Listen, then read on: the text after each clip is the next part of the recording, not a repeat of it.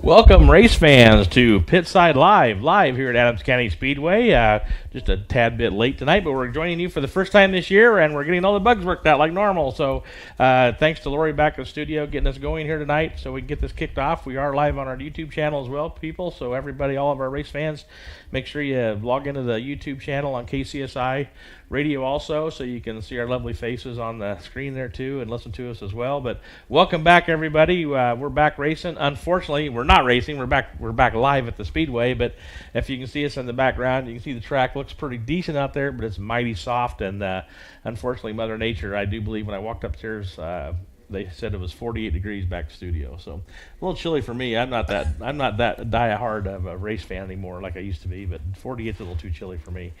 Yeah, it was kind of a no-brainer on Thursday when we were trying to figure out what to do, and I was getting messages from several people trying to decide what we were going to do, and it was no hesitation for me on what decision to make, because number one, I mean, we got so much rain on Thursday, and yeah, I mean, we had a little bit of wind, but it's just not warm enough to dry, and it's just way too cold, in my opinion, to race. I mean, if it was like a huge show, maybe a late model show or something, maybe.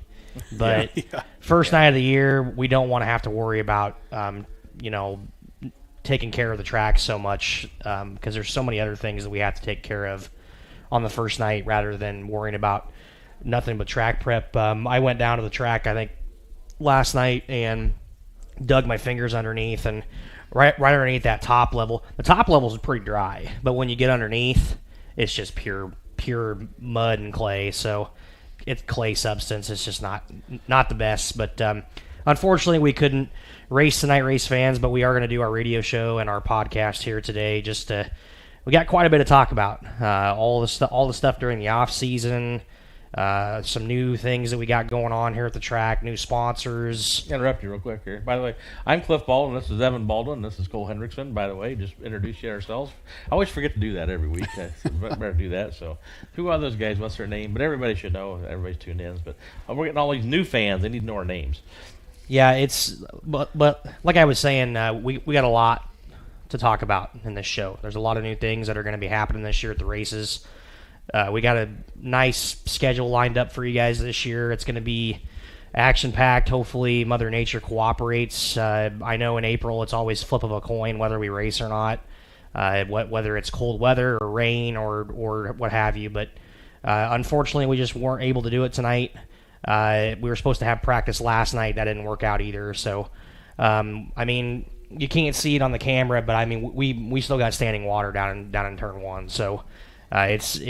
It would have been a very interesting racetrack if we would have raced tonight. Yeah, I mean, a lot of racers have fresh engines, and when the track's wet, it gets really rough. And I don't think I didn't want to see a lot of our racers be blowing engines on night one, so it would have been really tough to keep it smooth. There was maybe, it's like what I told you, maybe a 25% chance we possibly could have raced, but first race of the night or first race of the year. Probably not worth it. Yeah, and we've got there's still a pretty good north breeze out there too, and it's just I know there's a freeze warning for our area tonight too, so that's not racing weather for sure. When they you would have had your diehards here, absolutely, but yeah, you wouldn't have had any extras because it's really cold. I know there's proms around the area tonight too. I know where I teach in Lenox, they're having their prom tonight. I know Corning had theirs last week, but. I think that's the first year in a while where we haven't had racing on prom night in Corning. So. But there's a lot of proms going on. I know U Sports has got track meets going on right now and things like that. So people are busy right now, and we probably wouldn't have had much of a crowd tonight. Yeah. With this weather, no. And we're live here in the Poet Biorefining Suite, and I think it would have been packed tonight if we would have had capacity in here. Yeah. People watching hey, can I go in the suite? Can I go in the suite? Yeah, and I think our official starter would have been packed too. I wouldn't have ventured outside much tonight. I'll tell you that. But anyway, like you said, Evan, we have I'm very much looking forward to the season this year. We have some new sponsors. We have a sponsor for every night this year. That's it's a neat thing. I put two more on today. it's just great. We have a sponsor for every night. We have some big races going on. I know people keep asking me, what's different. There's, we got some wings. The big thing is we're going to do some Malvern Bank wing sprints this year. That's going to be a fun night. 3 super late model races. That's always a huge night. Technically 4. Yeah, so correct. Because we have a 2-day show coming up at the end of the year. So their finale in October. So just like last year, the Pumpkin Dash, that was such a neat concept we did last year, and we're going to continue that too. So thanks to Joe Kaziski and Jay Burdick at Malvern Bank, their track bank, helping us set that up, and we look forward to having that, and we welcome them to come here. So we really look to help. We really love cooperating with them. A couple things I want to highlight while we're talking about schedule. I got it pulled up here. Some new things this year. Dre Hampel and I have really been trying to come up with some new creative ways to name some races, because a lot of tracks do that around the area. They do theme races now. They mirror that with the trophies, or whether it's whatever we give away to the drivers or whatever. So tonight was supposed to be our first annual Corns Royal. We kind of mirrored it after the Kings Royal in Eldora. Our new logo, if you haven't known, we have a new logo now that Dre Hampel designed. It looks really good. And our theme kind of is farm related. We have a cornfield out back. So the Corns Royal, what was going to happen tonight was that the drivers that would have won, thanks to Alan at Aiken Building Center. It'll happen next week, though, too. It'll happen next week, but he has this, I don't know where he got it, but he has this, throne. The corn throne. It's a corn throne, pretty much. It's really cool. I don't know where the heck he got it. He said he has a company out east that makes them. Or in Wisconsin, I think he did, Wisconsin. And he was generous enough to let us use that, and we're going to bring that down next week, and we have a hat to put on the drivers. A surprising hat. And we are going to crown them the Corn King for each class. Might have a scepter, too, they hold. For those of you that know the sprint car stuff at the Kings Royal, that's kind of how they do it. So we're going to kind of take a spin off of that and do it in our own redneck way down here. So so that's kind of cool. Also, big thanks to Budweiser, Anheuser. Dole Distributing. They gave us an extra $2,000 to put towards the purse. So it's also an increased purse along with our points races. So it'll be a regular points night, but it's extra money for every class. So Busch Light's official sponsor, since their big thing is whether cans that have the corn on it and stuff like that. So. And we'll talk a little bit more about it next week when we race the specifics of it. But that was supposed to be what was going on tonight, was the Corns Royal. May 4th is kind of a new thing that's kind of near and dear to my heart. I'm a teacher, so I deal with a lot of helping a lot of kids out with this kind of stuff. But it's going to be crisis intervention night and advocacy center night. It's kind of based after mental health awareness, all that kind of stuff. We plan to have Austin Hardesty's car out front. Austin Hardesty, if you don't know who he is, he's one of our local B-Mod drivers, sport mod drivers, and he has a wrap totally dedicated to mental health awareness with the green ribbon.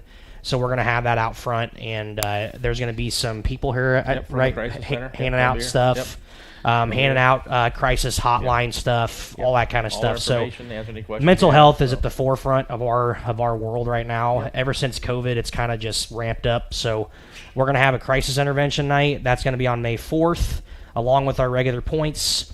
Hahi Truck Repair is going to sponsor a night this year. Owens Collision and Restoration.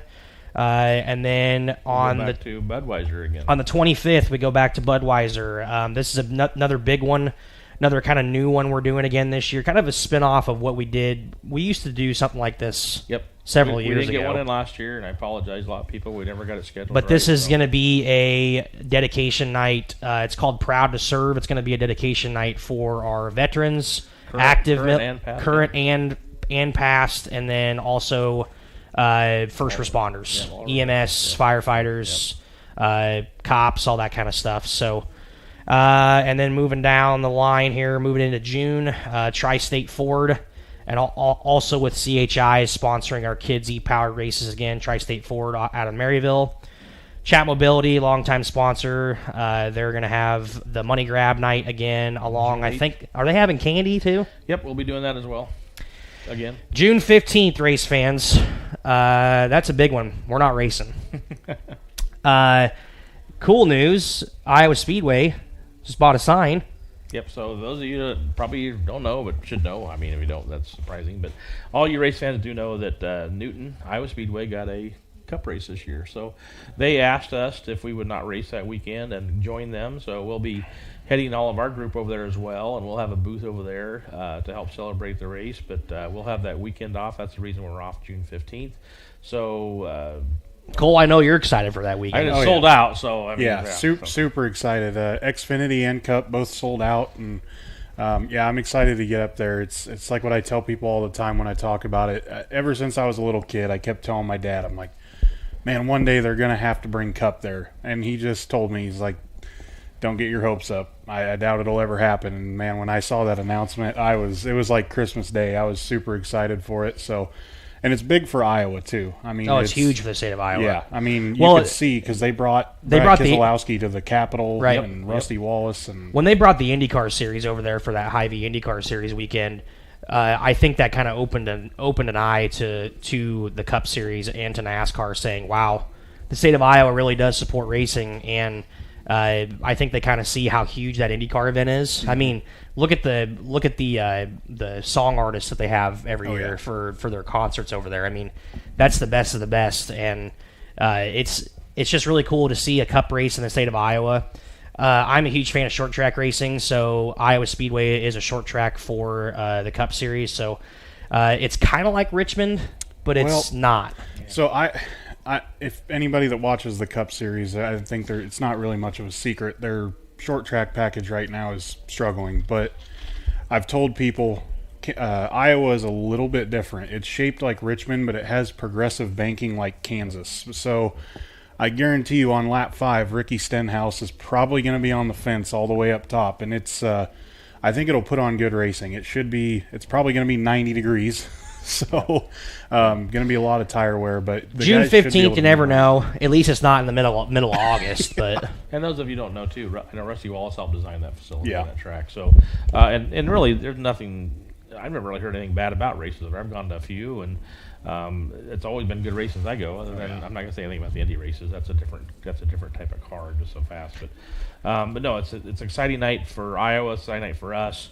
Governor Reynolds, I remember when she had a special press conference for it, so that's a neat deal. So, and what they're learning real fast over there is that they're going to have to build up. So, because the facility can't handle what they got. They already know that they're overwhelmed already. That was one of the biggest issues, I think, when they first built the track. That's one of the huge reasons why they never had Cup in the first place, was because they don't have enough seating. There's a possibility that you might see seating all the way around that place one day. Yeah, I mean, it'd be neat to have that problem, but but they're going to be adding all kinds of things, infrastructure, because of the interactive areas are too small even too. So that's why we'll be sharing a venue with NASCAR for our booth and stuff too. And I just hope it stays on the schedule. The reason why it is on the schedule is because they're rebuilding Auto Club, and even if it's a every other year thing, I really hope that they see the crowd. I think with the Cup Series, I think they're going to see the racing, and they're going to see all the people, and they're going to see how much the state of Iowa loves stock car racing. I mean, look at our dirt track stock cars. I mean, IMCA rule package stock cars in the state of Iowa are, in my opinion, some of the best dirt track racing in the entire country. I mean, you've got your World of Outlaws and all that stuff, but when it comes to grassroots racing, an IMCA run package stock car is some of the best racing there is. So I really think that that NASCAR is going to see the support, and they're going to see how huge of an event it's going to be. And I think they'll see it, and I don't think they'll take it off the schedule. I really don't. They're going to find out how awesome race fans in Iowa are. Right. So moving down past June 15th. When we come back, I want to mention this. June 22nd, we'll come back with our Hall of Fame night sponsored by RNS Collectibles. The reason I want to mention that real quick is you're going to see some. It's going to be it's always an awesome night I look forward to. It's nostalgia. You get to talk to a lot of stuff, but we already have some things in the work for that. That's going to be a big surprise. The nomination ballots out there right now, they're due back Monday. If you haven't already seen it or heard, you can always contact me at any time. I'll send you one, or we'll get it over the phone, your nominations. But as soon as that's in, then we'll get the actual ballot made up, and I'll get that mailed. Hopefully by the end of this week, we're going to have that mailed out. So we can get these things started, because we want to get all that back in time for the June 22nd to let the honorees know. And let's hope that race doesn't rain out. Yeah. Yeah.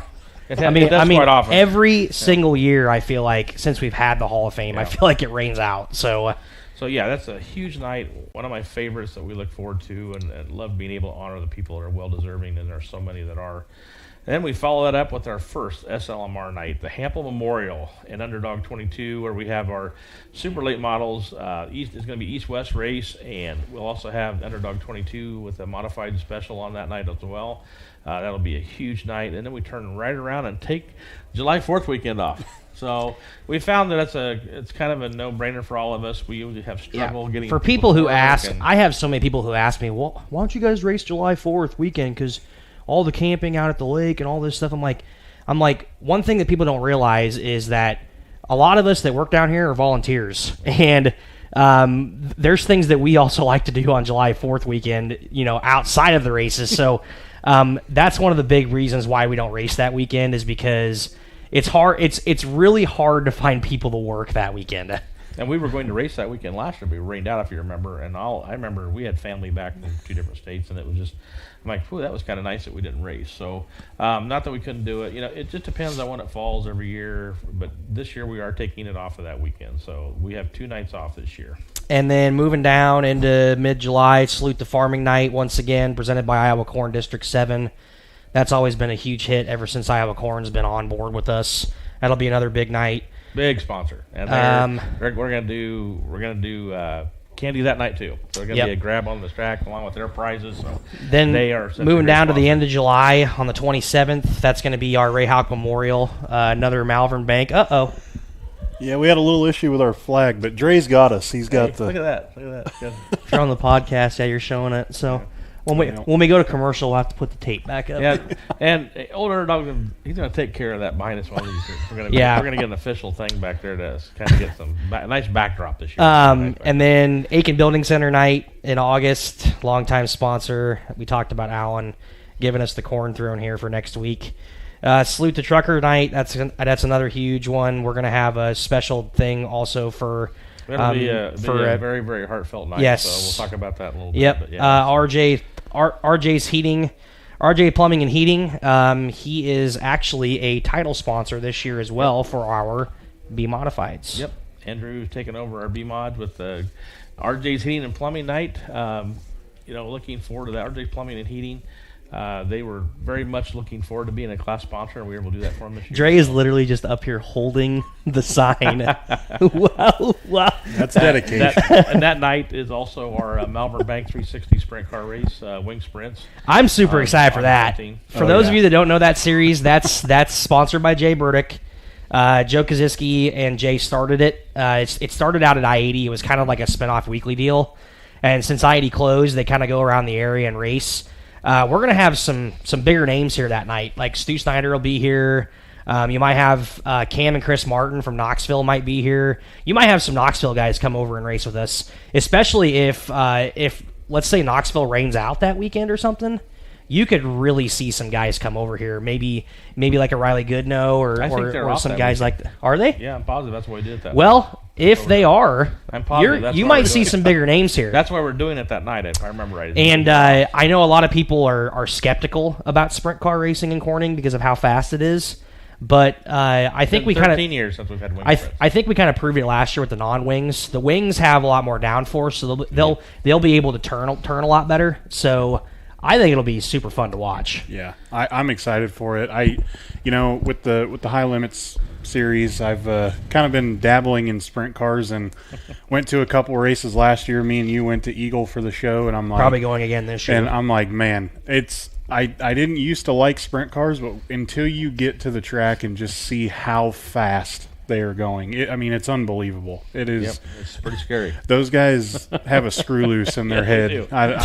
They straddle. They're sitting on top of an engine and they just fly. And then before we go to our first commercial break, we'll wrap up here with some schedule stuff. Big change this year, race fans. We are moving the tradition up. The Napa tradition. Yes, we're moving the Napa Auto Parts tradition up. It's back to a 2-day show again. August 23rd and 24th, we are moving it up. And then we are coming back the week after for our championship night. So we are going to race tradition, and then we are going to race championship night. Tradition will not be a points race. So our last points race will be the 17th, and then your final points race on the championship will be the 31st. And if by chance one of those rain out, the tradition or the final night, we do have a scheduled date of September 14th as a rain date. So always pay attention to that, because we'll have a lot of questions on that. Selfishly, I hope we might have to race on that September 14th date. Oh, because of a wedding? Yep, got a message the other day that a wedding I'm in. You got to tell moved. your friend stop doing Yeah, well, he's from North Carolina, so he doesn't really take our dates into account. Sure. But man, when I saw that date, I'm like, oh. And then wrapping up the end of the year, race fans, huge announcement once again with SLMR. Not only are we going to have the West Championship, but they have decided to have the East Championship here as well. So we are going to have the East and West Championships here this year. So we are going to have late models down here from across the state of Iowa, eastern Nebraska, western Illinois, all kinds of guys here that are going to be racing. So bringing back the Pumpkin Dash. And that is the Pumpkin Dash again. October 4th. October 4th and October 5th. It is going to be a 2-day show this year. Yep. So it is going to be super fun. Yeah. So we'll go ahead and we've been in this for about 20 minutes here, so we're going to go ahead and send things back to Lori at the studio to give us to a commercial break, and then we'll be right back with hopefully a new guest here on Pitside Live. All right, how many? What do we have this year? I never got the list. I suppose 1, 2, 3, 4, 5, 6, 7, 8, 9, 10, 11, 12, 13. So yeah, let's just do 4. We'll get our guest on there. Yeah.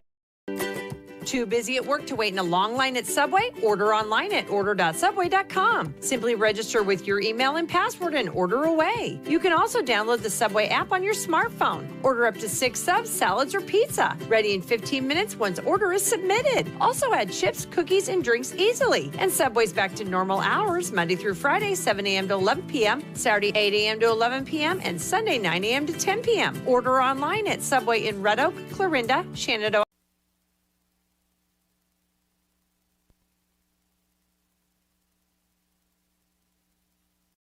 Best Finish Auto Sales and Service is proud of the quality used vehicles they sell and their dedication to serve the needs of their customers. Whether it's your first purchase or one of many that you've had, you can count on their dedicated sales staff to make the best buying experience possible. They also offer financing on your vehicle purchase. Best Finish can also take care of your service needs, from oil change, brakes, alignment, air conditioning, to any body shop and repair needs. Stop by Best Finish Auto Sales and Service at 209 Sharp Street in Glenwood for all of your vehicle needs.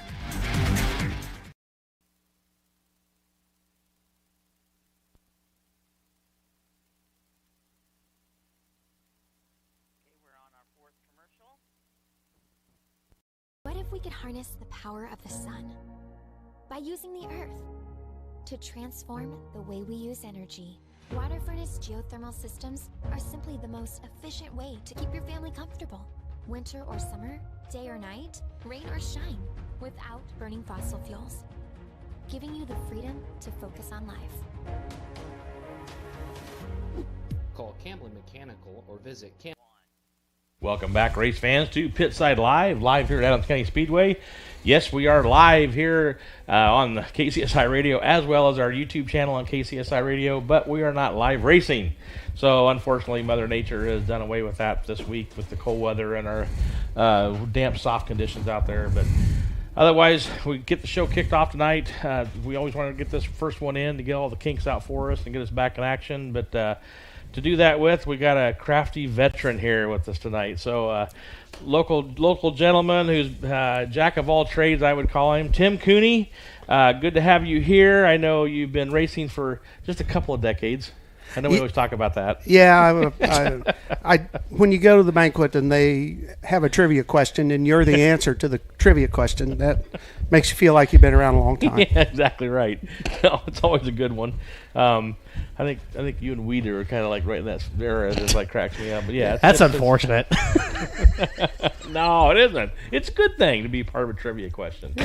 Old, Especially- old guys got to keep racing That's too. right. That's right. Gotta keep. Well, teaching you weren't young going to guys. race tonight, though, were you? No, the car really wasn't ready. Wasn't ready. I've only had all winter to get it ready, so need a little longer. Don't we know how that goes? So, Tim's a big part of our Hall of Fame group here too, and he helped set that up with me, and we're very passionate about it. We have finally started getting kick-started on the darn building down there. I'll be getting the rest of the site, the indoor stuff for that this week, so picking that up. But we're getting the going on that, so we got to get that thing opened up so we can start putting stuff, because we get contacted more and more by people wanting to donate nostalgia stuff. Yeah, I had a racer from down here from years ago. I was talking with him, and he's got some memorabilia that he really loved to put out so people can see it. And as soon as we get a place where we can display it and keep it safely, and we'll get it in there. But that kind of thing is out there all over the place, and anybody listening, if you've got something old stuff, I mean, going back, we don't care, 60s. 50s. There wasn't much racing here in the 50s, but if you got an old program or a county fair Right book, over there's an old one there that Cole brought some down to show us. So. 1995 really isn't old to me. Yeah, no, well, true. Well, that's a year before I was born. No, it's not, Tim. It's not that long ago. It's No, not that old no. either. I was 28 years. I was talking to these guys in the other room, and they noticed that Dennis Pittman's racing modified up to Boone tonight. He's entered, and I raced against Denny Pittman in modified years ago. I said, I think he's a little older than me, and they said, oh, he's really old. I said, careful with that. Makes you feel good, doesn't it? It doesn't really bother me. No, I I mean, don't either. It's like young whippersnapper. You're as young as you feel, is what I always say, right? Yeah, So, yeah. heck So yeah. what are we going to talk about? We can talk. Well, we'll shoot a Bench little race here. Bench race here. I always want to shoot a little Hall of Fame. I know I didn't really say much, and I'm not talking, but 2 weeks ago, horrible gut punch for me and everybody in racing is, we lost Steve Cabbage. Can't say enough about Steve. He was so passionate about racing, about this place. Alan DeBolt started this ratio, This Week in Racing. He was the one that started this ratio, and it was Steve and Rick that was on the air with him. And I got phone calls immediately, like, hey, we need to do this, we need to do that. Well, there's a lot of things in the works. Let's just put it that way. We're talking about things and different things and how to do this and how to do that. But, Steve was a huge part of this place. He got out of it, retired, and I couldn't hardly get him to even think about it. And finally, just the last few years, he finally started coming back. He brought a grandson last year, which was awesome. Keen Thummel Trucking, and Steve, he was the main supporter now of the Salute to Trucking Night. Still are, of course, so I'll be done with Katie down there. But, that's a huge thing. That's such a fun night and huge night now. And he was a big part of that. He was able to come, like I said, brought his grandson had never been to a race before and just absolutely loved it. I tell stories about that all the time because after Jim Toll won that night, and I hope Jim's listening because Jim's always texting me, but it's kind of fun. But Jim won that night, and I run downstairs and I congratulate him, and I come back upstairs and Steve's sitting right by the radar. He goes, I should have went down and interviewed him. I said, yes, we should have all means had you down there interviewing Jim Toll. That would have been so neat to have him do that. Yeah, Steve, like you said, he was just a great asset to this Speedway through the years. And what I think we need to do with our Hall of Fame, and I think we will, is I'd like to acknowledge some of these people that have really helped the place go forward, which he was one of. But let's see if we can't do it while they can be around and enjoy it. So yeah, absolutely. And that was a sudden deal. Yep. But I think we just need to recognize a lot of people. Yeah, and we talk about it all the time. Our younger generation, like, well, I'm not sure who that is, and we've talked about it ourselves, how we got to do a better job of putting little history about these people on there, so they know who they are, who they're voting for. Because a lot of the younger generation don't know a lot of the older ones that are so deserving, and started this place. You know what I mean there. Oh yeah, Because we talk about that all the time. We'll start naming off names. They're like, yeah, that's no brainer to us. But a lot of younger people don't. But now I heard you mention earlier the nomination papers are available. Yes. Some people have gotten them. Those, if you got any passion for the racetrack at all, and you have somebody deserving, which there's hundreds of people that are deserving, make sure you reach out to me or you or Evan. Just they can get you in touch with us, and we'll get you the paperwork. I've taken and delivered nomination papers before. Driven pretty much any Fair Board member race fans. If you feel like nominating somebody and you feel like somebody deserves to be on the ballot, don't. I mean, even Cole. Cole's not a Fair Board member, but even contact Cole. I mean, anybody.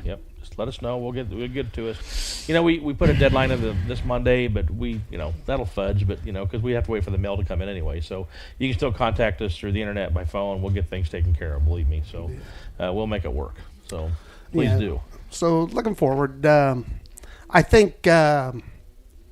If anybody's had a chance, the neatest piece of memorabilia around right now that I know of is the 2X Chevelle that Steve Kaczynski had restored, that Ed Morse drove to a championship down here in 1974, and it's on display at Quaker Steak and Lube in Council Bluffs, and it's very historically, it's very accurate because Steve wasn't going to do it any other way, and it's really cool to look at. So, and people really don't know, but Ed's son runs Quaker Steak and Lube. Yes.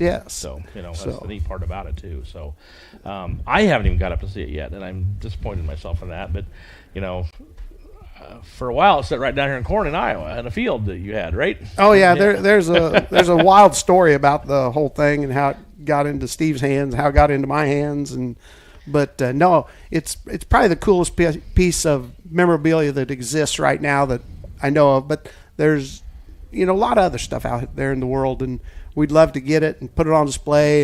And what Jerry Adams has tons of pictures, and that's another thing that if people listen or see, if you've got newspaper clippings or old souvenir programs or hats, there's them collectible little 1/64 cars that we did that one time. Die-cast cars. I mean, Dave Weeda got elected, and his wife, they had a scrapbook, and they had that thing professionally done and gave us a copy of that. That was so neat to have that. We have that. I have a binder that Stenders did. Speaking of them, got it to me. Yeah. I know Billy has a binder through Mike Whitehead. Dusty there have a binder also. There's stuff out there like that is so neat. You go back to there and you can see 70, 71, the points on there. It's like that stuff is so neat to me to look at all that stuff. And I also want a big shout out to Jerry Adams. Jerry Adams. Danny's a fan from Cornetta. Sorry, Jerry Adams is longtime photographer here for many, many years, and he's always putting stuff on the web, pictures, and everybody, we love making comments about him. But I know Jerry's mentioned to us that he's all for getting stuff to us, so we can have a really cool deal here. We just got to do it. Yep. And absolutely. We've been working at it. It's a slow boat to China, but it's happening. And now that we're both COVID kind of put a stop to it too, and it was just. Well, our schedules were bad too. And if anybody has video or anything too, I know people have posted some things on YouTube. I know Chris Speaker's got some videos out there that he got from one of his friends. Used to videotape him all the time, kind of like what Lois Derry does for Brad right now. And if anybody has a video out there, man, that stuff is so cool to watch. Old video. You can go on YouTube and see that stuff. Bagshaw and then I've got, it is out there, the DVD of racing here in mid '60s. Yep. The 8mm. Put on. The track's changed a lot since then. Well, it was a little flat, but I do see water down on the inside of turn 1 down there. Yeah, I mentioned it. That was just like in the old days. Yep. Really? Yeah, we'd get the fire department down here and pump that out. Yep. Then we'd raced. It's just it's. Yeah, we're seeing those cars go on the track right now, aren't we? No, sorry, folks. We're not racing, but we are live here on the radio show. So, well, Tim, are you going to be ready next week? What was the next subject we were going to talk about? So I wanted to talk a little bit about the challenges that the racers are going to face this year. Sure. Absolutely. You know, I think probably the biggest challenge for everybody's going to be the economy, and mostly in transportation costs. Yep. You know, For sure. tire costs for racers, from what I understand, haven't changed much. Fuel cost, you know, if diesel gets to $5 a gallon, you know, Yeah. we don't think so much of it here in Corning, you know, 5 blocks away. But when you're an hour away or 2 hours away, you know, that's a significant part of your evening. That's For right. sure. And then, okay, so what about this new rule package this year too for stock cars? Is that gonna? Have you learned anything about that? I don't pay any attention to the rules. What do we do to the He's rules? trying to say rules are meant to be broken. Something about the Oh, ride height, I guess. With Oh, these stock right. cars. Well, I talked with the guy that built my car, Johnny Spa, and Old Spa chassis. we didn't have to make much of a change. That's good. I don't really know what they're after. A lot of times I don't understand what IMCA is after, other than to cost you money. But and they'll tell you that they're out there to save you money. And Yeah. Well, I know a lot of these stock car guys you see sometimes, and you see it when you race against them. You know, they got those things hiked up so bad, and you know they're really pushing the limits on what they can do. So I don't feel like you're the type of guy that does that. You're just out there for an evening stroll, right? no, I'm out there trying to win. Absolutely. You know, and you know, I got enough power on the straightaway. You know, my car handles good on straightaway. Dwight Jackson builds good motors and builds a good power. Why don't we have Dre wrap that thing? Well, get out of here. But getting around the corner seems to be the problem, and that's my part of the equation. We might as well just put duct tape numbers on that thing. Call her good. Well, they're cheap. Which would you rather have, a wrap or new tires? I'd rather have tires. I think you should get a wrap and put like a coon dog on it, like hunting in the wilderness a little bit. Maybe a couple ponds in the background. I don't want to draw attention to myself. I just want to sneak through the field to There the you go. front. That's right. Right. And be gone. And I'm just trying to make you man. with the in crowd. All these little kids are running around here. You know, they like that kind of stuff. oh yeah. So, you know, Tim, you know, we've already said you've been part of trivia, but what was the first year you raced? 1976. 76. It was a Sunday afternoon, and it was hot. Well, I don't remember if it was hot, but it was sunshine, and the track was drier, and then you can believe. And Dusty Whitehead come up to me, and he says, "Don't get behind anybody and stay there very long, because it'll tear you up." And I thought, what in the world's he talking about? And Whitehead goes by me, and he went way down the track and pulled in front, and I thought, well, that was awful nice. I wonder why he did that. And then Larry Hyatt passed me, and he pulled right in front of me, and it started throwing marbles at me and beat me up. So I understood what he was talking about. Yeah, it's a little different, you know. And now that was in a 34 Chevy Coupe with a 235 6-cylinder. Yeah, Now I wasn't going very fast. Yeah, it's In fact, I think back, I really wasn't racing. I was just on the track, you know. But the older I get, the faster I was. that's right, absolutely. And for those of you who don't know it, you are a former track champion here too. We snuck a track championship in back many years ago, Yep. and Have you raced every car besides a compact? I never drove a sprint car here. And Well, I have yeah. driven a compact. He has. I did drive that compact of Jonathan Kinzer's. Oh God, I do remember that. Yeah, you know, them things are so. Cole, you don't remember that? I really was. They things are so slow. I was thinking, is this thing got a turn signal on it so I can, if I change lanes, you know? See, we should have had you mic'd up. We could have been talking to you right there driving, right? Oh, I would have done it. Yeah, it would have been kind of neat. But it was fun. I mean, it was fun. But I'll tell you what, them guys, they go pretty fast. oh, they do now. I mean, that was in Yeah. the beginning of Yep. compacts. Oh yeah. You know. Yep. Oh yeah. You know, remember back, you know, this history of the racetrack, you know, they go back, we bought that, when I was on Fairbird, we raffled off that that yes, Ford we did. compact. That's right, we did. And we went and got it the night we went and got it. And brought it down here and drove around the track, and I had it on the mat down the backstretch. It was running 60. I remember that. I do believe a gentleman Didn't have a helmet on. I think a gentleman from Villisca won that. If I Yeah, remember they right, called so. it the $5 Ford. He Yeah. bought a $5 ticket and won it. Yeah, it's like yeah, right when we were starting those things Yeah, out. You know, yeah. that's oh boy. And there is a deal, you know. You've always got to have a starter class or a place Yep. for people to get into racing Yep.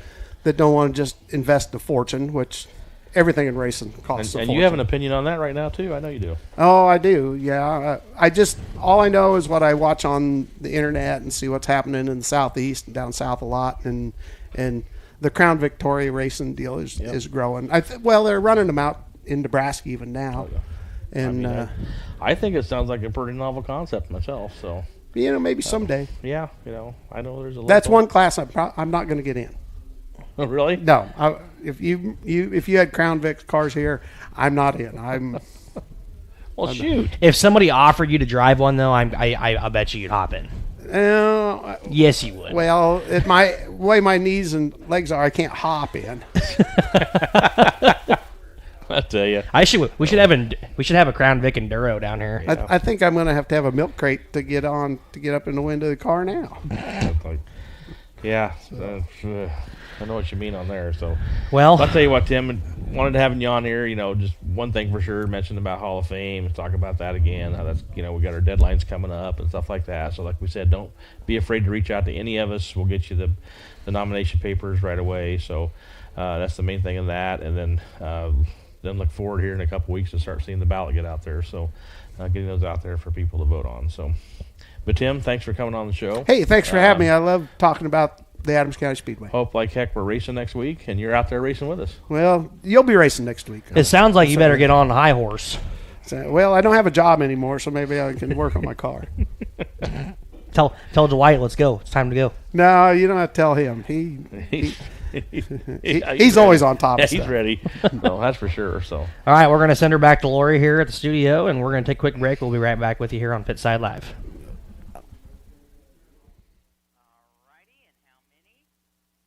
might as well do 4 again. Okay, sounds good.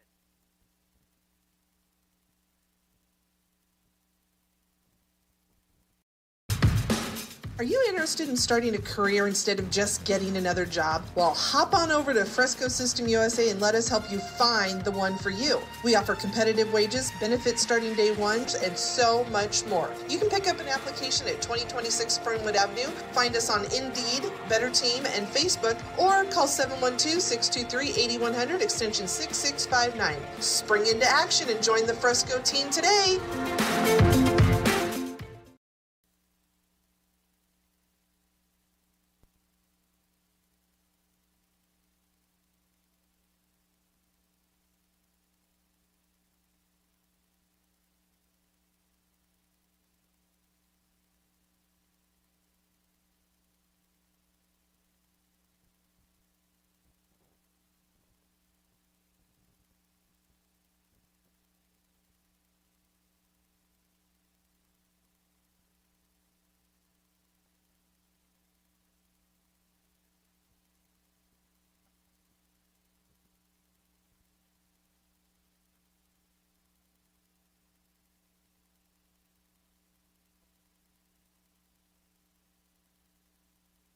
On our fourth commercial.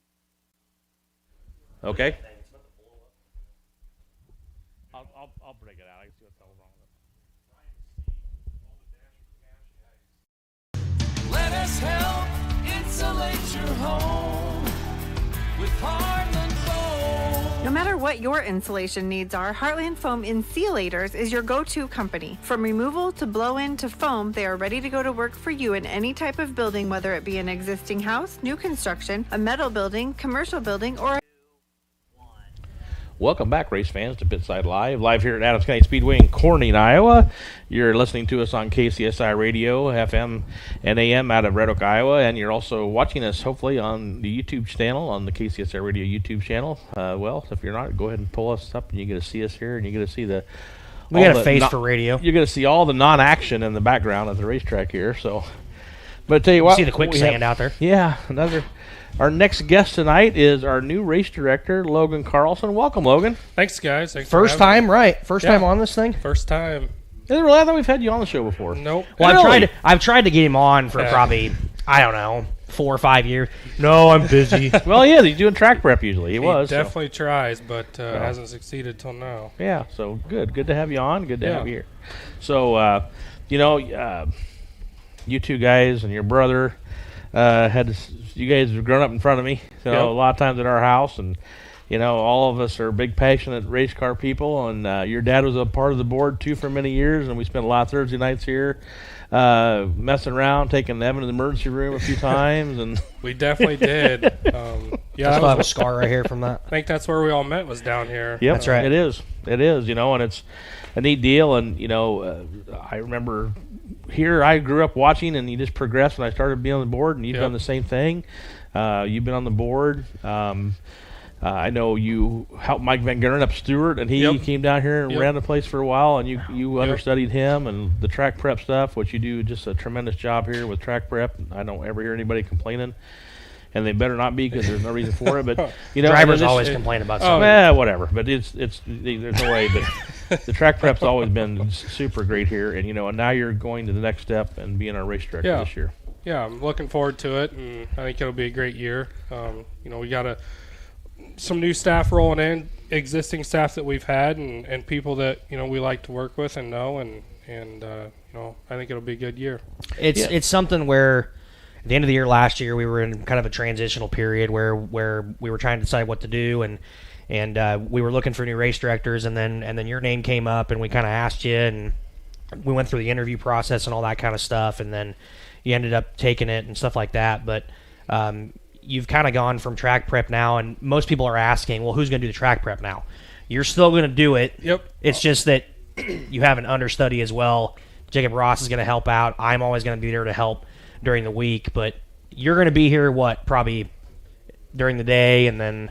Oh, yeah. No different, really, on that. Yeah, no, nothing's really going to change, from the time, from throughout the week to Saturday leading up to. Nothing will change, still be in the equipment, come 5:45, 6 o'clock, right before driver's meeting, jump out and basically, kind of like Mike did when he come here, and nothing will change much. I think it'll be a pretty fluid deal, and we're just looking forward to it and get the season started. And unlucky we had some bad weather when we had 80 degrees the week before, and should have probably threw something together quick. But what do you do? And It's that way all the time. we all have lives too, and it's farming season and cow We should have been racing in season. February. What are you talking about? We should have It's been. warmer in yeah. February than right? now. Exactly.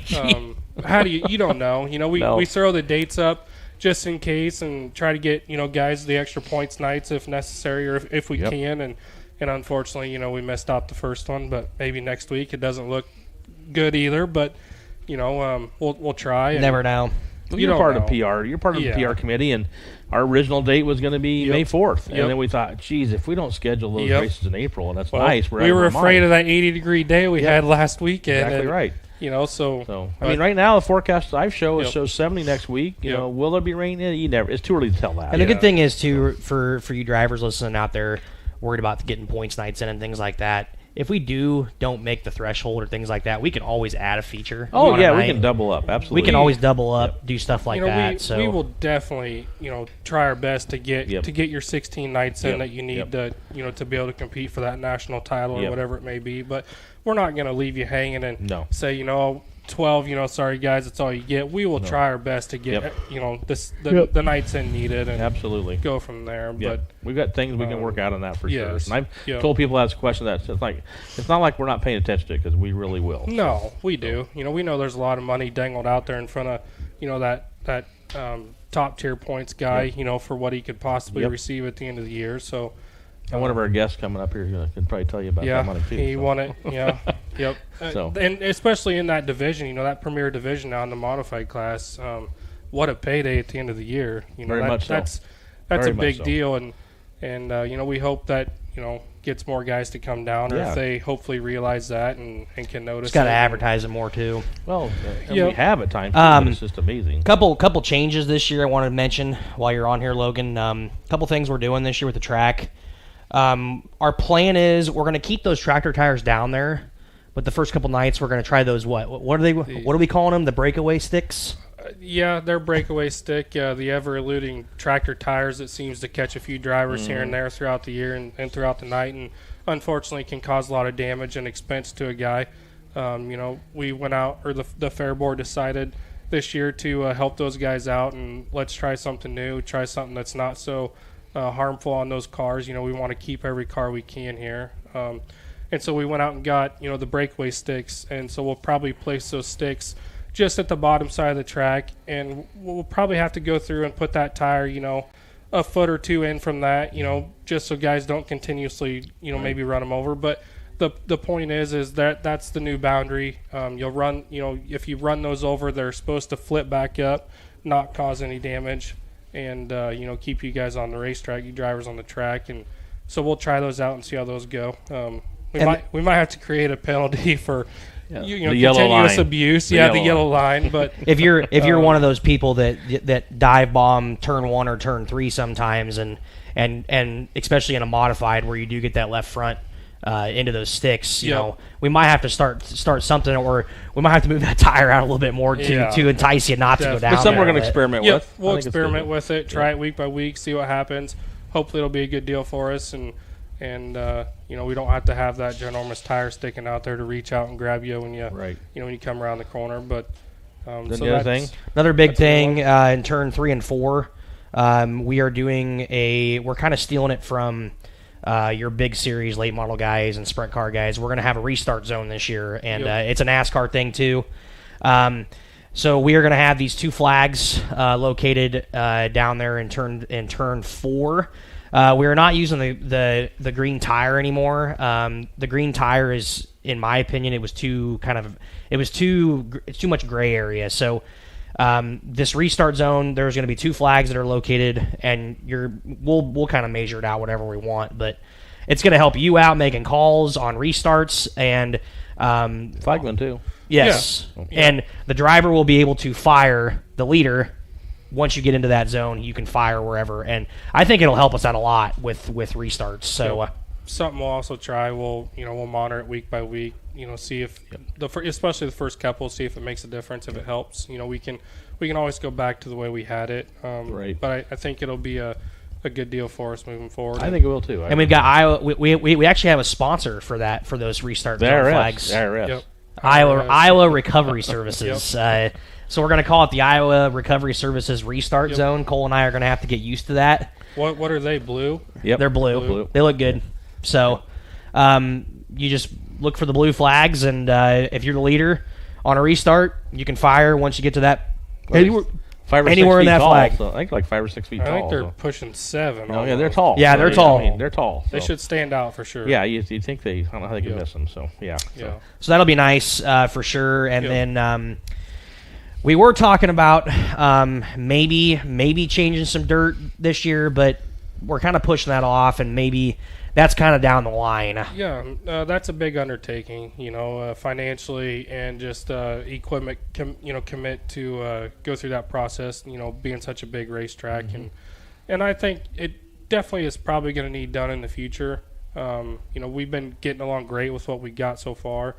And actually this year too, we redid our transponder line, and hopefully that helps with on-car or on-track communication between cars and our scores tower, so that we can get scores more accurately and right, and maybe not have so many cars have issues with crossing the transponder and reading, not picking up.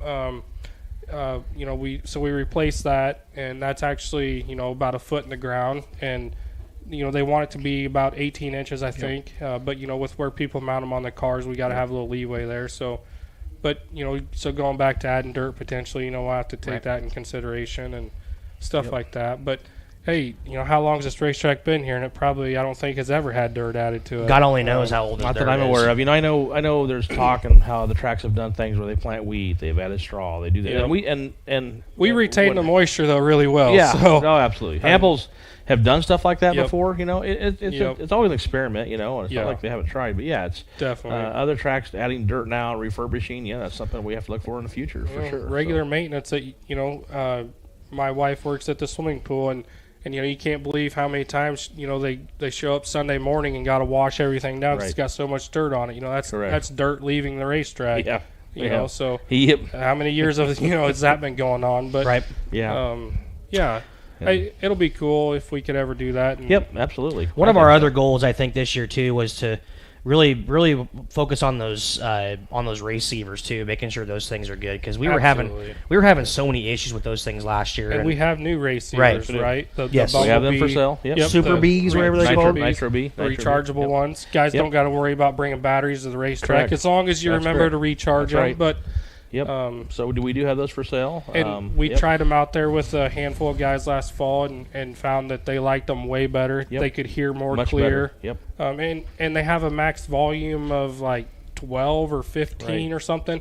And a lot of guys were having better luck even down in the mid-range, between 5 and 9. Yep. They could hear really well. So hopefully if we can get guys, if your receiver that you have now is currently not in good shape or needs replaced, give this one a try. Yeah, it's $100, $100 bill. Yep, we have them. It's actually it's actually the same exact price. And it's actually a hair cheaper because you have to pay for shipping. We don't do that here, so and we're offering cheaper. You can use them at any racetrack, not just here. So yes, obviously any racetrack.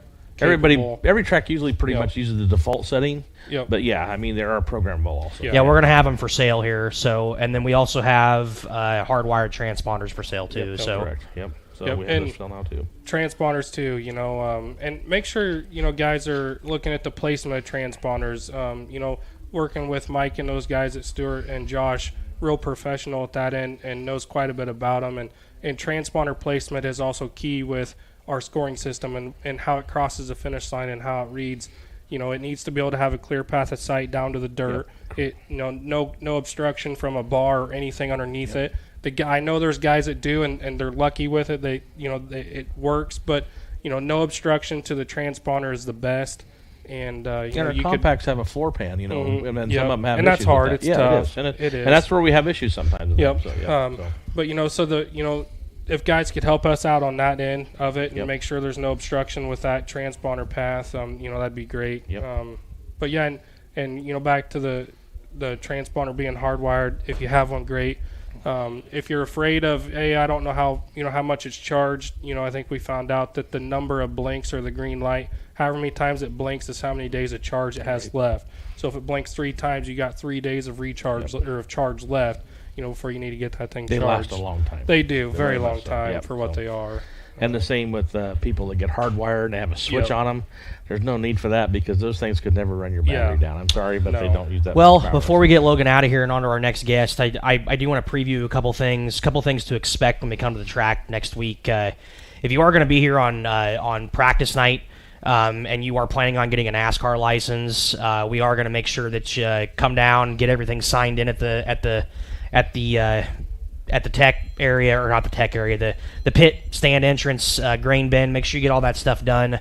One of the reasons why we like to do that practice night on Friday is because we want to try to eliminate long lines and get that out of the way. Yep. And then we are going to plan on doing that. And then are we going to do any sort of like a pre-race tech for the first night? Maybe for... I don't know if you're planning on doing that stuff or no. I don't know so much of a pre-race tech, but definitely, maybe look at helmets, safety belts, seat belts, a couple things like that. Make sure guys got the current up-to-date stuff. Sure Nothing's outdated. Absolutely. We want everyone to be as safe as we can. And, and we don't. I know we talked about maybe bringing cars down to the front stretch like before the races start. I know we did that for compacts one year, but we can kind of figure out what we want to do with that. But other than that, next week, first race practice again on Friday. Weather pending, of course. There is a chance of rain, of course, on Friday. But it's way too early to even think about that. But that forecast changed so often. But yeah, and then again, with Logan this year, he is going to be our race director this year. But on the track prep side of things, nothing's really changed. It's just that he's obviously not going to be able to do the track prep stuff during the races anymore. That's why we got Jacob to help you. So just depends on how much I want to run back. Unless it's during intermission or something. Depends on the issue. You're going to basically do it how Mike did it at Stewart. No different. And we still have a lot of veterans helping here, and we got some veteran spotters coming in too this year. Yeah, so we got people that can jump in and help that know how to run everything. Yep. Absolutely. I think it'll be fine. It's going to be I keep saying we're all a team here, and we're ready. I'm ready. I mean, One more thing I want to mention looking forward too this year. is if you are a person who is willing to help out on race night or anything like that, and you're looking maybe for some whether it's extra money, just a little bit extra money, or just the way to come into the races and be involved or anything like that. Don't be afraid to contact either one of us or anybody on the fair board or anybody, because we're always looking for either spotters or looking for people to help out, whether it's in the concession stand or whether it's doing really anything, security, anything. I mean, it's so hard to find people to work nowadays. And if you are one of those people that are willing to help out, feel free to contact any of us.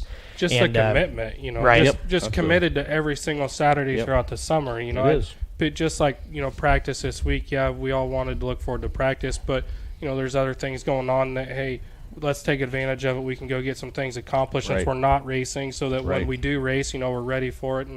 And that's the biggest thing that I think over the course of years is just the commitment to every single Saturday throughout the summer. Correct. We race for 7 months out of the year. That's a long time. Yeah, so it is. if we can plug holes here and there and fill people in certain positions when we're short in that position, we'll gladly take anyone we can find. Really quick, we are at the top of the hour. I did want to do a little station identification here. You are listening to KCSI 95.3 on the FM, KOAK 1080 AM out of Red Oak, Iowa. We're here with Logan Carlson, our new race director, and still our track prep guy. So, Logan, we're looking forward to this year. I'm sure you're ready to get the season going, and it's just going to be getting into a routine and figuring out what works and what doesn't, and going from there. So. Yep. And we've all been here long enough now. I think we see each and every week how things run and are operated with all of us, and I think it'll be a pretty seamless transition, and absolutely should be pretty fun. I do got one question before I head out of here, though. I know you had Tim Cooney in here before me. He didn't happen to mention anything about a Crown Vic thing, did he? Yes, he did. Weird. Yes, he did. He said he wouldn't run him. He said he wouldn't run one. He saw me walk in. He goes, I hope you didn't hear me say something about those Crown Vics. So I made him say it. I told him, I said I couldn't get up here and unplug the mic quick enough. But I made him say it. So yeah, it's all we should have an enduro. It's different, different classes coming up. Hey, I remember back in the day when they were mentioning the compacts, they said no way, but you never know. Who knows? You never say never. You never know. So, yeah, we don't. So. If we had the magic 8-ball, we. Oh yeah, we'd all be millionaires. Absolutely correct. So. Well, Logan, thanks for coming on the show for the first guys. time. You've been down here long enough. Finally, you get on the show. Yeah, so. absolutely. I can't believe I haven't had you on here before. It's hard to make that time on a Saturday. Yeah. Right. You think you'll have a little bit of time because it's cloudy and. At 4:30 the sun pops out and it gets to be 85 degrees and you got to go. Absolutely. So it's just hard and thanks to you guys for what you do and put on a great show and all right. Thanks for having me. All right, we're gonna kick her back to Lori in the studio and we'll take a quick commercial break. We'll be right back with you here on Pitside Live. Let's do them. Yep, let's do them.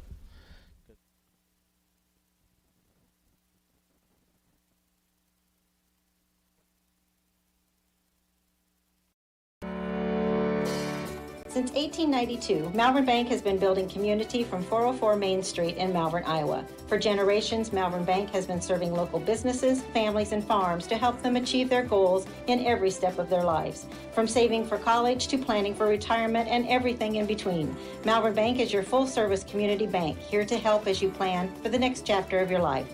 Call, click, or stop in today to apply for an account, loan, or credit card. Malvern Bank, we build community. Member FDIC, equal.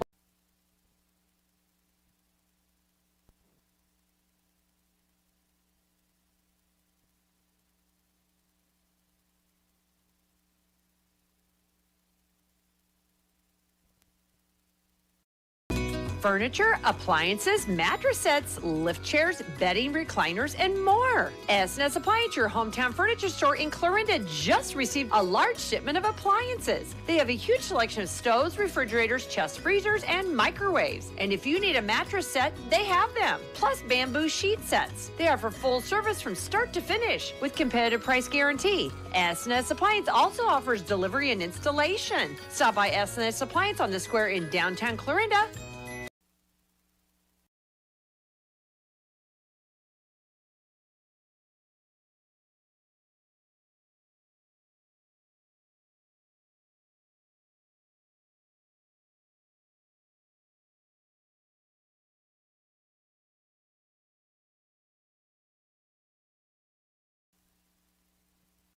This is Josh with Shore Motor Company in Clarinda. We want to be your GM dealer. We have highly qualified and trained technicians ready to work on your vehicle. Anything from recalls to warranty work and beyond, we are your GM dealer. Our service department is open 6 days a week for all your service needs. We even have an express lane for those no-appointment quick oil changes. Visit our website at shoremotor.com to request an appointment or give Mike or Amanda a call at 712-542-6581. We are your GM dealer. Shore Motor Company, just south of the square in beautiful Clarinda.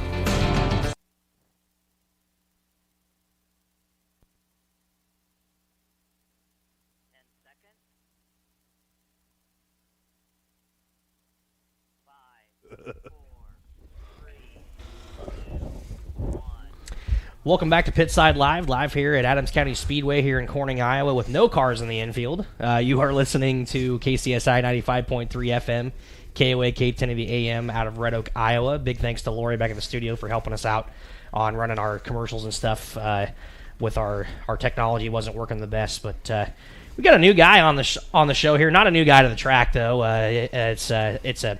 He's a veteran now, but we got some news for you, but we'll get to that here in a little bit. But Chubbs, Jesse Dennis, what's up? Yeah, thanks for having me on here, I guess. How many times do you think you've been on this show now? I don't know. Enough? Yeah, I guess. Well, we got Cole back on here, too. But, picked up another track championship last year. That was number 7. And you are now, I believe, second all-time in wins. You are chasing Chris Speaker. So he has passed, I believe you passed Greg Miller. So now you are second all-time in wins, and you are chasing Chris Speaker. And is that something you think you can get done? I don't know what he has. I think you're right around 30 behind-ish, right around 30. I think he has over. He has like 100 and. Dre knows off the top of his head. It's just over 100, and I think you're in the 70s right now. So it would be a pretty good accomplishment. I don't know, Chris, pretty good. He's been around this track a lot. Well, so have you. Now, that would be kind of an accomplishment to be able to do that. But what number of years is this for you now racing? Do you even know? This year will be 20. 20. So 04 was your first year then, yes. Correct? And you started right away in a modified, right? Yep. And I remember I would have been, 6 years old, 7 years old? So I grew up watching you down here too. But this year, new stuff, right? Brand new car. Still got the 23, but you got a 24 this year. Did you finally get that steering column in? Yeah, we finally got it, yeah. You should have seen the other day. We were up there. Dre was wrapping the other car, and he was over here cussing up a storm, and he's like, been tinkering with this thing all day. I'm tired of it. He's like, I don't even want to race anymore. I'm tired of this stuff. I'm tired of working on race cars. Yeah, it's just sometimes it can be a drag. There ain't no doubt about that. So, but same as last year, Chubbs. What are you thinking? Are you gonna just run here and then kind of hit or miss wherever else? I mean, it's kind of just chips fall where they may, isn't it? Yeah, we'll see what's going on. We'll probably hit some specials and. We'll mainly be down here, but we'll just see what happens. Well, at the end of the year last year, a little highlight for you. I watched on IMCA TV, but that was a pretty big deal up there at Park Jefferson. That was one of the top races I've probably ever won. That was pretty incredible. I never thought I would get that, and to race with that with that group of guys and be able to do that was pretty awesome, I guess, for me. So. I mean, I had quite a few guys message me, and they were like, who the heck is this guy? Yeah, I think you're selling yourself short a little bit, because honestly, there was a time, I think we were up at Stewart, and you won that night, and you were in front of Cody Laney, and I remember his crew guys going, that guy is fast. And I'm like, yeah, he's our local hot shoe, so. He's fast on his feet, too. Yeah. So, but no, I honestly, I tell people all the time, I think no matter where you go, you're going to be a contender. So. Well, there for a while, Chubbs, you were traveling quite a bit. Yeah. There for a while. Yeah, we go and travel every once in a while. We'll go up to Marshalltown and stuff like that. That race up there, the weird thing was when we rolled into there, we practiced and we went and signed in, and they're like, this is where you can't park. So I'm sitting there looking at every place you can't park, and then we were parked like right after 69. And I'm like, oh, so we're parked in 70. So, and I went and looked at I went and looked at the tag, and I was like, yeah, yep, we're in 70. I'm like, that has to be like an That's old one, ironic, right? Yeah. Well, so some of the guys you beat up there too, it was like, I had some people message me. It's like, man, he looked really good, but I mean, like Brandon Beckendorf, you passed him. I mean, you had all sorts of guys up there that are guys that are really, really high end, high budget teams. And I'm not saying you're not a high budget team, but what I'm saying is like you're not a guy that constantly travels all the time. No. And it's really cool to see you win something like that. But you have won that race before, just not at that track. Yeah, that's the fourth Charlie Clark I've won. So I mean, it's that race is a special race for me. That was my first big race that I've ever won at Charlie Clark, and I went back to back of them out at I-80, and that's where they were running double features. So that was pretty awesome that night. That's probably the highlight of my career. Did they still do the invert thing with the 22? No, they just did. I think it was 40 some laps, and it was just one race. Have you ever been out to that race, Charlie Clark? At I-80? I have, yeah. That was always a cool deal what they did out there, what Joe did, because they did it was 22 and 22, right? Yep. And then they inverted the field, it. right? Yep. And 2 years and the 1 year, didn't you win both? So the first year I ever won it, I won the first race, and I lapped up to 14th, and so I got to start 14th, and then I worked my way all the way back up there and won that night too. Because I remember that, and I won my heat race too, so I clean sweeped it that night. So with the race you won at PJ, was that the highest paying race you ever won? No. No. I won a race over at Farley. Farley, that's what it was. And it was for 10 grand. That was a all open motor race, right? That was an all open motor race, and what year was that? 50 lap race. 16, I think. That was 16. Those longer races, I actually wanted to ask you, do you have to save your tire? Yes, you do. Especially at Farley. Farley was back in that day. It ain't that way now, I don't think. It would lock down pretty quick, so you needed to get where you needed to go quick and then kind of conserve, and you got to kind of save your stuff for that. Kind of like Kelly Shryock. He's a master at that, isn't he? Yeah, he keeps the car pretty straight, and he goes good. Well, last year you were kind of contemplating equipment-wise whether you wanted to get a new chassis or stay with what you got, and I really think you made the right decision, didn't you? Yeah, I think so. It's Kelly's got his stuff going on. I think Jim won last night down at Arrowhead. Yep. And he's the guy that does my shocks. So that's right. I mean, he did win last night. They got something going on pretty good. And Kelly's been doing it now for a long, long time, and you've been with Skyrocket now. When did you buy your first Skyrocket? I don't know, 10, maybe 2010. So you've been with them now for almost 15 years. Yeah. So, but you're a guy again that is just consistent as crap around here. But you've got some new stuff coming up. Your son is going to be 14 this year. He actually turned 14 tomorrow. So tomorrow. Yep. And so what's the plan with Jaden? Are we going to see him down here this year? I would like to have him do some practices. I don't know if you'll see him racing or not. We'll just have to see. Yeah. I know he probably wants to. I know he wants to, but he ain't show me that he wants to kind of attitude, I guess. Gotcha. If that's what. He's got that young. Yeah. Gotcha. He wants to still mess around, and if you want to race, I feel like that you want to race and you want to be down there and work on it. Right. So. You got to show the effort not only on the track, but you got to show it in the shop too. Yep. So, but I know that's going to be a big change for you. But huge announcement. I'll make it. This year we are going to see Chubbs in a stock car, and it is going to be. I feel like, and I've said I told him this on Thursday. I think you're going to have more fun racing that than you will your modified. Yeah, I think it'll be pretty fun. One of my buddies ended up buying a stock car and wanted me to race it, so we're going to try it out. And the wrap, Dre just did it, and man, it looks mint. Oh, yeah. So it's really hard to make red, white, and blue cars not look tacky, but it looks really good. So it's a B&B. Yep. It's got a brand new B&B rear end in it. I know that for sure. I saw it the other day. Are you so? What's the plan with it? Are you gonna race? Are you gonna race as much as you can? Just kind of whenever Becker wants to bring it down. Kind of how that's gonna work. We'll be here the first night. Well, we'll be here all year. I'm gonna guess, and we might hit some specials here and there with it too. Yeah, I mean, for people that don't know, Chubbs has raced a modified his whole life, and you've hot lapped Tony's car once, right? I hot lapped Tony's once, and I drove Jeremy Houck's late model a couple times. Okay, but he is a legitimate rookie, race fans, in a stock car. He is going to be.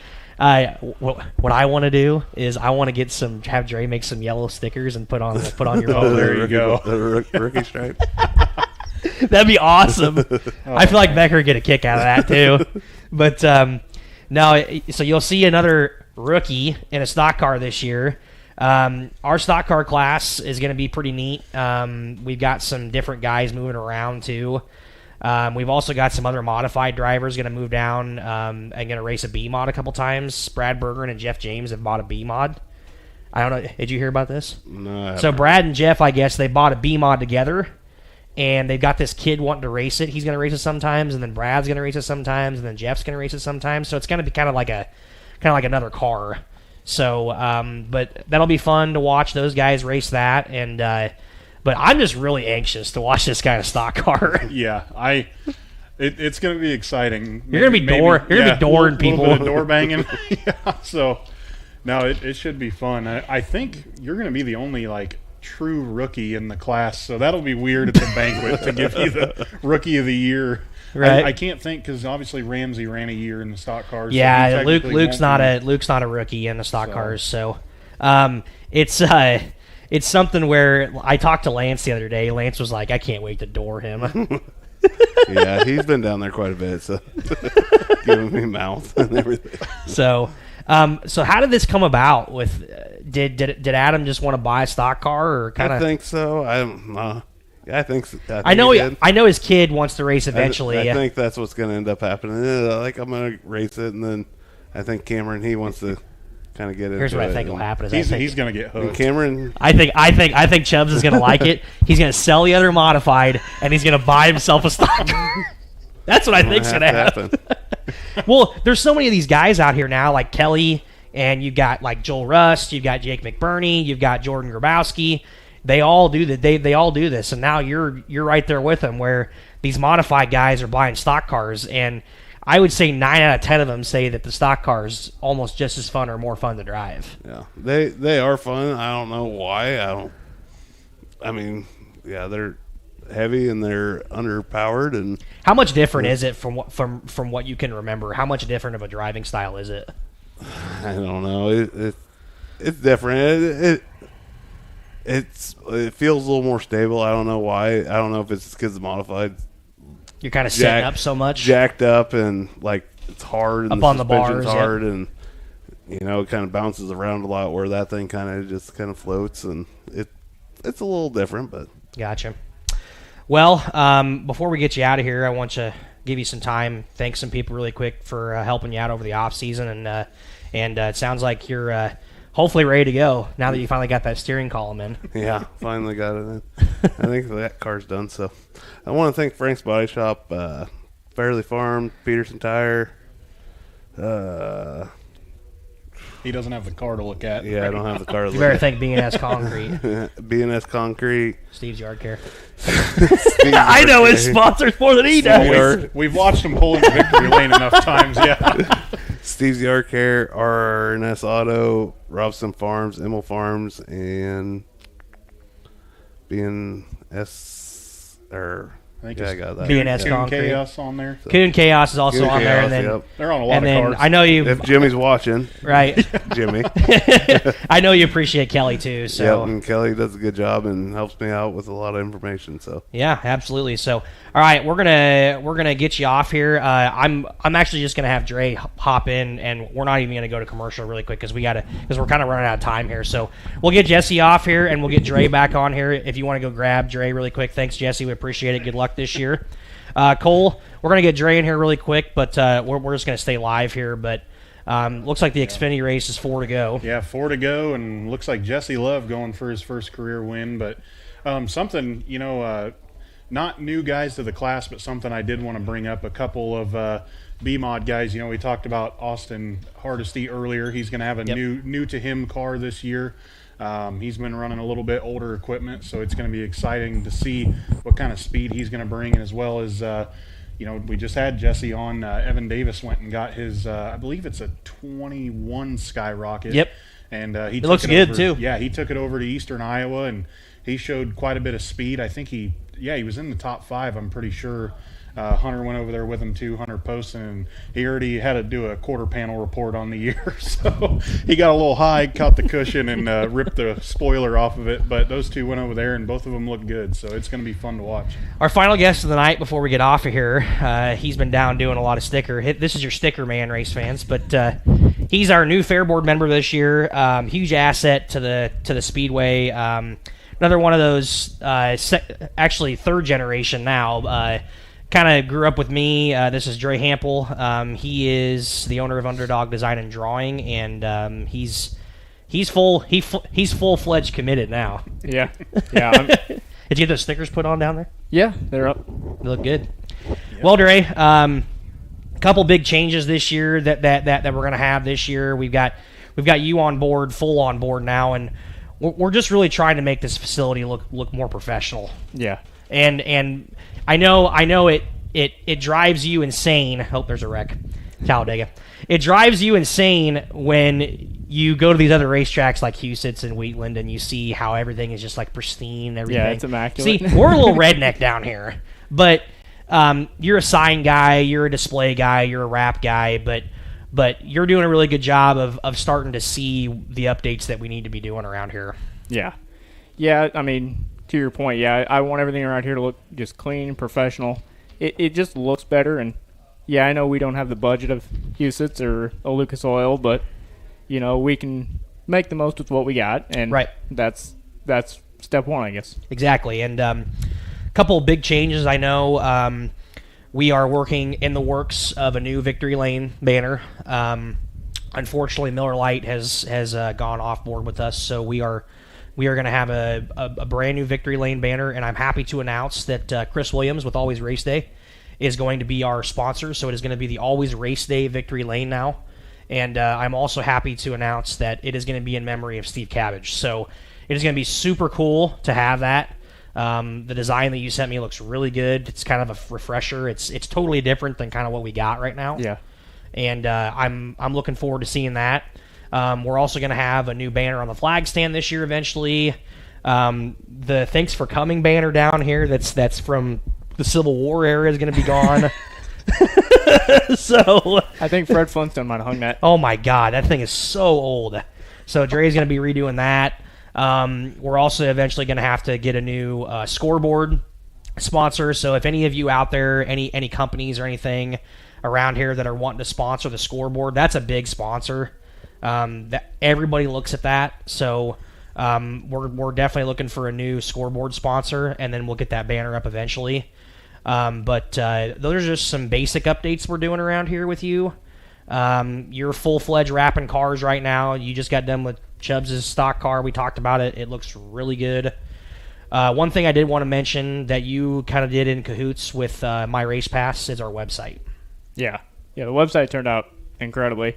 I mean, I just kind of told them what we were looking for, and they really did the rest. So, I mean, how long it had been a long time since our website had been updated. I mean, you saw sponsorships on there from 7-8 years ago. Yeah, sponsors hadn't been updated in at least 6 years.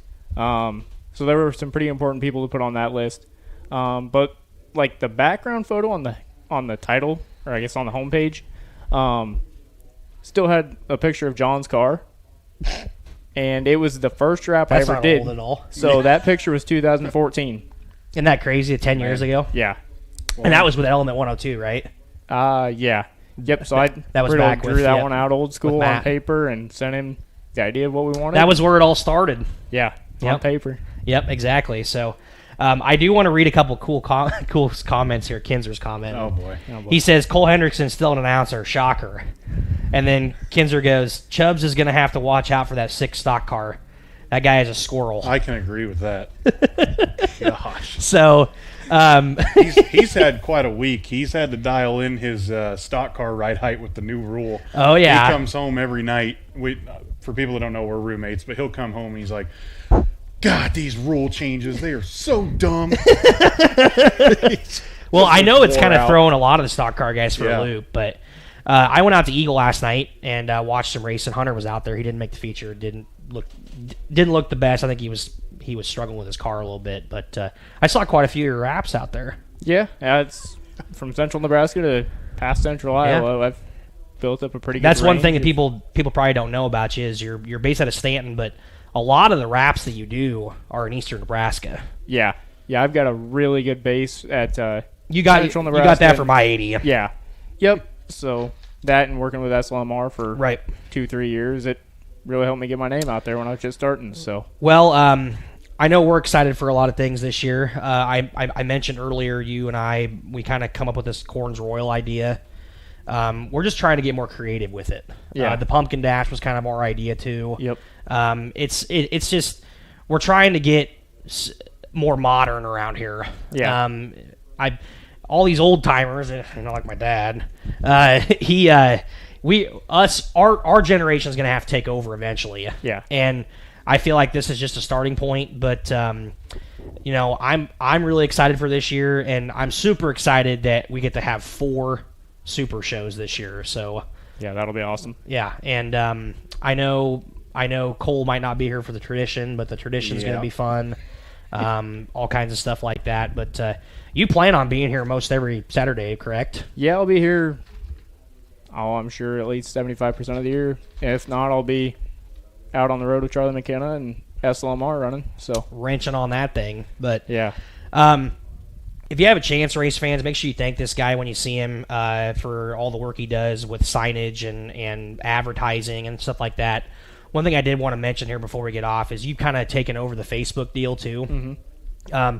You do he does a really good job with the posts on Facebook, and I don't know what it is about you, but you've always been like this. It's like the first thing that pops to your mind is like the most creative thing ever, and then you just go with it. Yeah, like you just have a naturally creative mind. Yeah, like someone will give me an idea, like, oh, hey, this is what I want my car to look like, or they'll say, oh, this color, and give me something just wild and off the wall, and it will literally flash in my mind sometimes. Like, there's been times I've even been asleep, dreamt of a wrap, woke up the next morning, and I made it happen. Yeah, it's just crazy. I don't know where that comes from. I admire that. This guy makes me feel like crap when I do my iRacing wraps, because I messaged him one time. I was like, man, when I do my wraps, I think of the color, I put a design down, I'm like, yeah, that looks like crap. I'll just sit there for 3 hours trying to do something. And he's like, no, I don't really do that. I'm like, oh, okay. Cool. But with your Facebook posts and everything too, I mean, you just make it look so easy and effortless. I mean, it would take some people, a long time to make posts like that. So yeah, it's something where it's really beneficial for the racetrack to have somebody like you to do all that kind of stuff.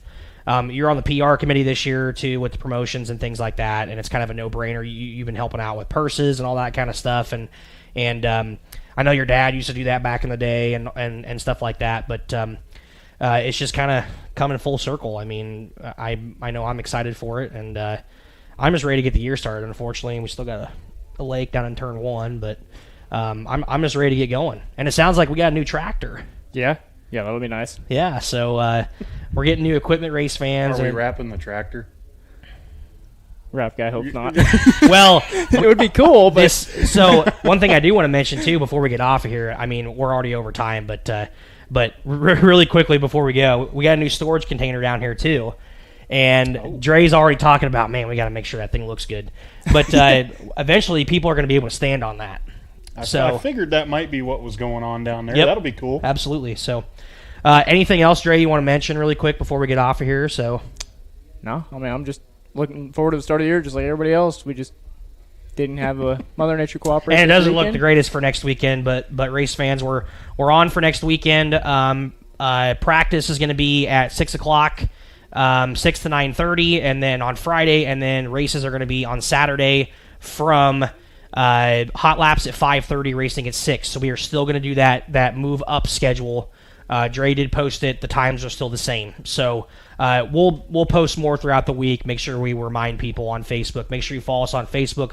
Follow us on all the social media platforms, all that kind of stuff. Make sure you check out our Facebook page, our brand new website. Check that out. Points will be up there all year long.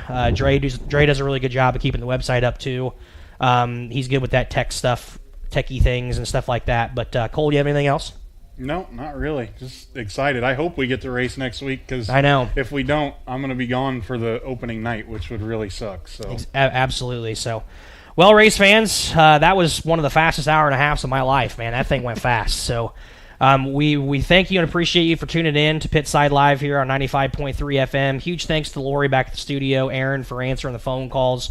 Thanks to Lori for doing the ads for us today. Hopefully we can get that Scala pad working better next week. But you've been listening to KCSI, and thanks to you in YouTube land. You can go back and watch this 100 times, so as many times as you want on YouTube. But thanks again, race fans, and hopefully we'll see you next weekend. We will have a show for sure next week again. If we do rain out, we're still going to have a show, so it'll be on Saturday. So, well, for that, I'm Evan Baldwin, Cole Hendrickson, Dre Hampel signing off here, and we'll see you next week.